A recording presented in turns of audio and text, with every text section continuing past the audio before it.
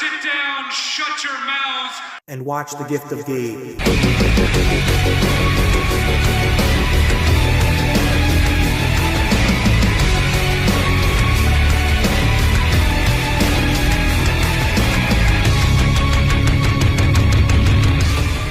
Yo, party peeps, what is up? It's your boy, the best Gabe in the biz. What a dynamite winter is coming that we just had tonight as the road to World's End gets ever smaller. A lot of freaking stuff happened tonight. Great C2 action. The world title scene officially is going fatal in a whole kinds of four-way awesomeness. And Toni Storm, the OG rocker version, is back here in AEW. Guys, let's just stop talking about it and let's start gabbing about it. First things first, let's talk about that ending. First things first, Mariah May versus Mina Shirakawa. Great freaking main event to close out the night. No surprise there. And props to Thunder Rosa. She just gave us another super awesome meme. Mariah May standing in the middle of the ring. She's like, I'm on top of the world. And I hear, dude, place goes ballistic. And I'm like, wait, what? What?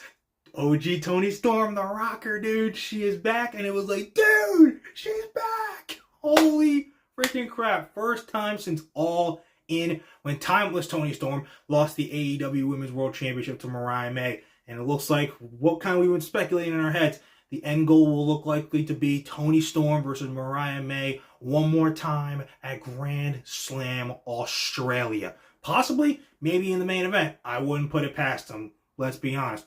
But overall, I've seen people be like, holy crap, let's go. She's back, the rocker version, let's go. I see some people being a little bit like, oh, what? Why is Timeless Toni Storm character go? Like, you could have kept it going. I'm like, guys, eventually, you gotta let the certain characters go away. Like, look how much she did with that character in a year. A year. Like, you look back on it, you're like, dude, that was a year. That was literally, like, only a year. Like, actually, yeah, it literally was just about a year from, like, right before All In last year. And then, like, right to All In, where the Timeless Toni Storm character, like, basically ended, like, in front of us. Like, she didn't appear on AEW TV till now, and now she's the rocker. Like, look how much she did with that. It's almost like Mick Foley in The Undertaker. Like, you gotta change up your personalities, like, here and there. Like, and honestly, I feel like this might be the best Toni Storm we're ever going to see, because kind of like how Undertaker blended his Dead Man and American Badass versions into, like, the current Dead Man we saw, like, since from 2004 up till his retirement. I feel like that's what Toni's going to do here. She's going to combine her, like, acting ability and, like, promo, like, skills of, like, being, like, so much looser as Toni Storm, like, for, like, mic work and, like, do that. But then in ring, show what she's been showing. She's a great friggin' wrestler. That never changed. That was like that with the rocker gimmick, and it's like that with the Toni Storm gimmick. So, again, this might be the best version of Toni Storm we ever see. Now, could she beat Mariah May? Who knows? I mean, if she wants to beat her, and then it'll be Toni's, like, third reign with the belt. So then maybe, actually, like, yeah, like, oh no. Actually, no, it'll be like the fourth. It'll be like the fourth. Then maybe she can hold it for a few weeks, and then maybe drop it to Willow on Revolution.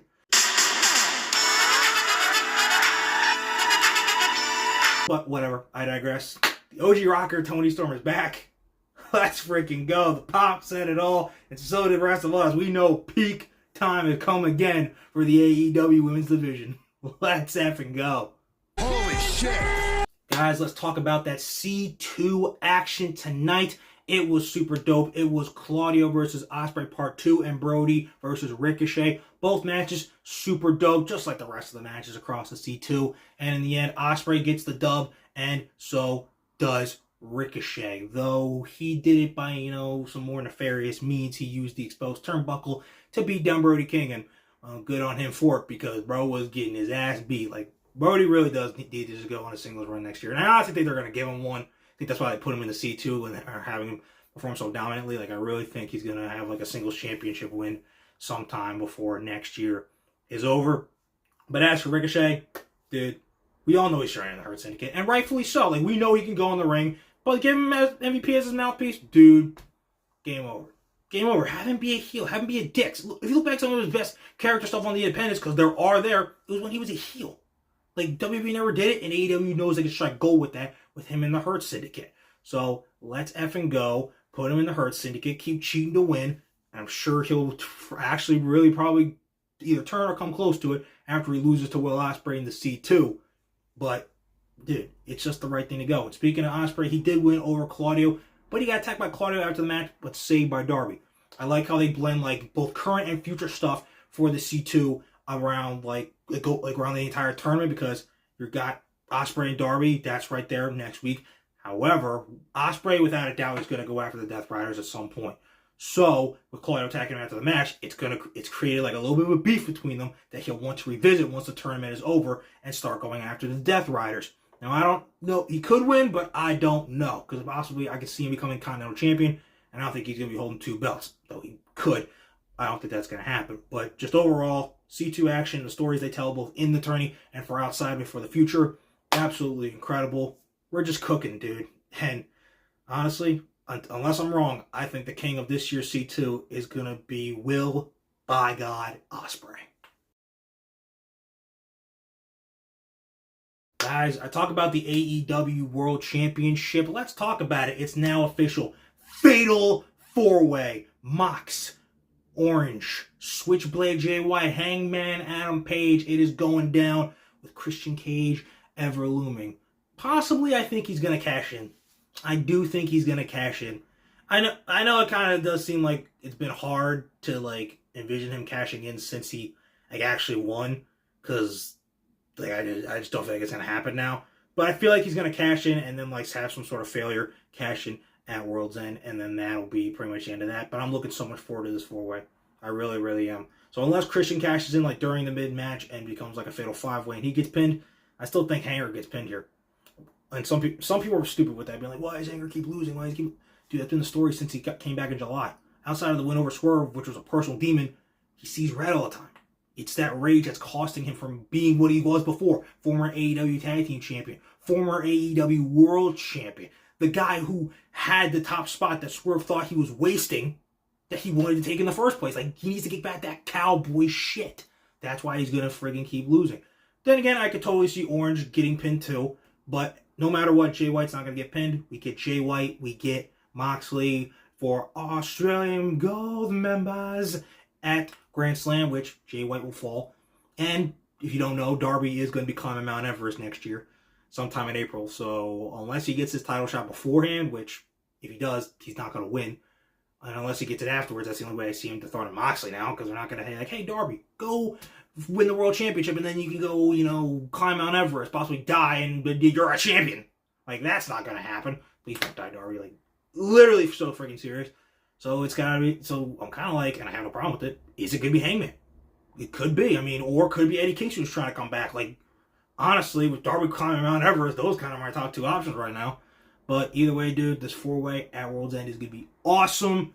Can't freaking wait. But at the end of the day, Hangman, you know what you got to do, bro. You got to get back who you are in here. You got to get back that cowboy shit. I know just the person that can help you do that. Guys, real quick, let's just talk about Adam Cole and MJF. Finally, after a year where it began last year, it will finally come to an end with Adam Cole, MJF, for the Dynamite Diamond Ring at World's End. The turn happened last year. I was there for it. And now it finally will be the end here at World's End this year. Some people are of the opinion of like Cole, like with this babyface story currently isn't doing his best work. And I'm like, I get it, they're trying, but like some people at the beginning were like, yo, we just gotta get this feud done and over with. And then some people are just like, you never shut down the first one. So I'm like, pick your lanes, bro. But either way, the feud will end after this. Whoever wins, which because MJF's Dynamite Diamond Ring's on the line, I feel like Cole's gonna lose. But I also feel like once this feud is over, Cole is going to end up turning heel. And I feel like they're making it seem like he's going to get probably turned on by like O'Reilly, maybe even Strong when he comes back. I think Cole, O'Reilly, and Strong turn heel on the Kingdom, kick them out, and those 3 become like a group. Like Cole goes and does single stuff. Meanwhile, O'Reilly and Strong go after the tag team championships. And then we'll have heel Adam Cole back. And we'll be like, wait a second, now we're getting into it. And third time will be the charm. He'll go off someday, become the AEW World Champion, and then boom, all said and done.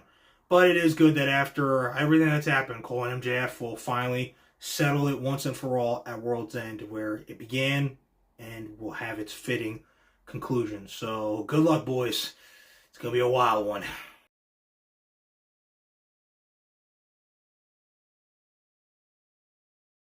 Okay, guys, that is Dynamite. We are done ski. Put it in the rearview mirror. We are done. Super awesome show tonight. World's End is going to be awesome. It's going to lead us to an awesome 2025, which will lead to an awesome 2026. Honestly, I know it in my heart. It's going to lead to like the real peak times y'all won again that are from 20 to 21. This one's going to be even better because they will have earned it. And starting with really the end of this year, going into all of next year, that and beyond, that'll be like peak AEW part 2, or like from like 2025 until like 2020, 30 or something like that, or whatever beyond. It's like, dude, this is the shit. Let's freaking go. And both WWE and AEW are just giving us top tier storytelling, masterpieces, and great in-ring wrestling all together. So, speaking of that, we got World's End coming up at the end of the month, but we got Saturday night's main event. This Saturday, Cody versus KO, and wing title looks like it's coming back. Freaking crazy. Io Sky versus Liv for the women's world title. We also got Finn, Priest, Gunther, triple threat for the world title, and Zayn versus Drew McIntyre. Guys, these shows are all going to be crazy. You're not going to want to miss any of it. You're definitely not going to want to miss what your boy, the best gabber in the biz, has to say afterwards. So keep on liking, subscribing, and all that cool stuff. And most importantly, keep on remembering that when it comes to talking wrestling, who better to gab with than Gabe right here. Alright guys, hope you enjoyed Dynamite tonight. It was dope, but we gotta move on. Next week's card's gonna be super stacked too. I can't wait. So, deuces puces. And I will see you guys after SmackDown this Friday, the last one before Saturday night's main event. So, go on, get out of here, and I'll see you guys when we run it back to the 80s.